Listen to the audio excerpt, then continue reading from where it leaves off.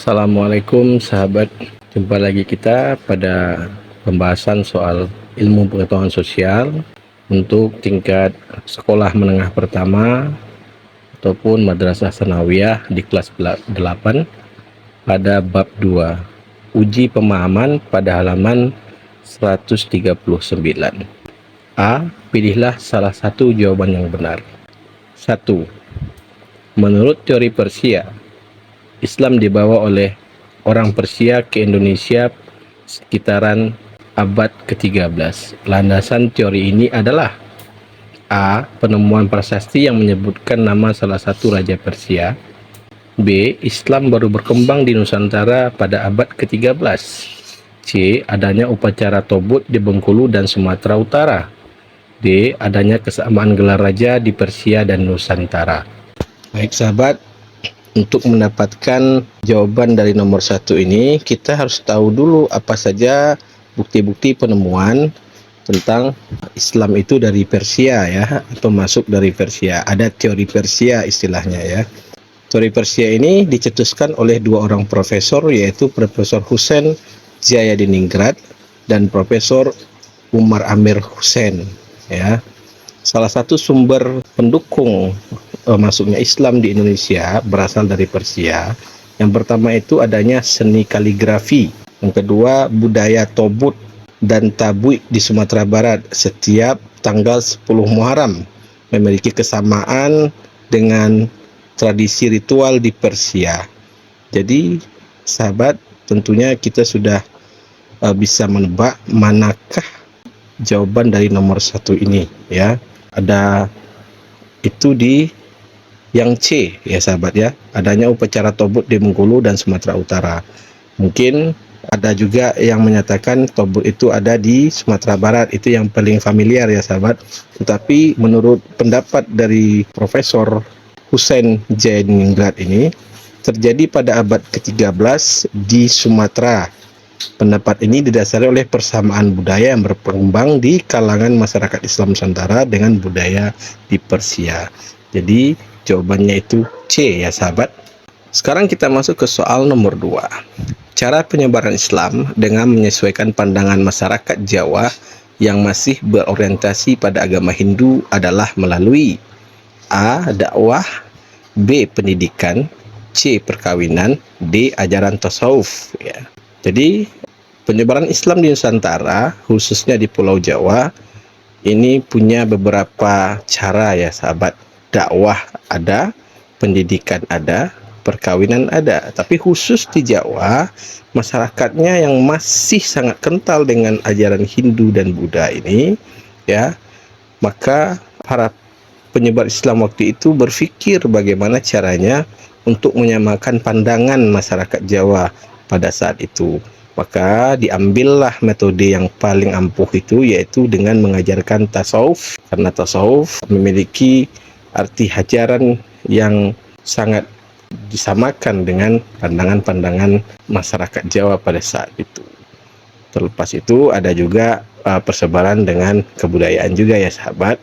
Jadi jawaban yang paling tepat itu di sini, yang utama itu adalah di D ya, ajaran tasawuf. Kita masuk ke soal nomor 3. Berikut ini yang merupakan contoh asimilasi kebudayaan Islam dengan kebudayaan yang berkembang sebelumnya adalah A. Upacara tobut, B. Upacara sekaten, C. Menyembelih hewan kurban saat Idul Adha, D. Menggunakan kerudung sebagai penutup kepala. Baik sahabat, ada dua model istilah masuknya kebudayaan baru dalam literasi penyebaran Islam secara budaya. Ada akulturasi ya. Akulturasi itu adalah semacam percampuran kebudayaan menjadi satu tanpa mengubah kebudayaan aslinya ya. Maka itu adalah akulturasi. Misalnya ada upacara sekaten atau grebek maulud. Itu sudah ada di Indonesia dalam ritualnya. Kemudian setelah masuk Islam diakulturasikan, dilakukan pada saat Maulud Nabi misalnya. Itu ada akulturasi ya. Sementara yang ditanyakan di sini adalah asimilasi ya. Asimilasi itu percampuran dua kebudayaan membentuk kebudayaan baru. Jadi dia bercampur tapi membentuk sebuah kebudayaan baru, bukan kebudayaan yang sama jadinya. Jadi identitasnya berubah ya. Maka di sini ada yang namanya upacara tobut ya. Upacara tobut ini tentu di nomor 1 tadi ada, sudah kita jelaskan sekilas bahwa itu persis dengan kebudayaan Persia. Maka nomor 3 ini jawabannya adalah A ya sahabat. 4. Berikut ini yang bukan kerajaan Islam yang bercorak maritim dan terletak di wilayah pesisir adalah titik-titik. A. Aceh, B. Banten, D. Mataram, C. Samudra Pasai. Ya, kalau untuk kerajaan Aceh kita sudah kenal bahwa Aceh memiliki armada laut, berarti itu adalah kerajaan maritim. Kemudian ada Samudra Pasai, dari namanya saja kita juga sudah bisa menebak bahwa itu juga kerajaan maritim ya sahabat. Kemudian ada Banten ya. Banten juga dekat dengan pelabuhan, maka ini juga kerajaan maritim. Jadi yang bukan itu adalah ya betul di D ya sahabat, kerajaan Mataram Islam. Oke, kita lanjut ke soal nomor 5. Dalam aktivitas perdagangan internasional, Kesultanan Ternate dan Tidore berperan penting bahkan menjadi poros maritim di dunia saat itu. Kedua kesultanan ini bahkan mendapat julukan The Space Island ya. Hal tersebut dikarenakan atau karena A.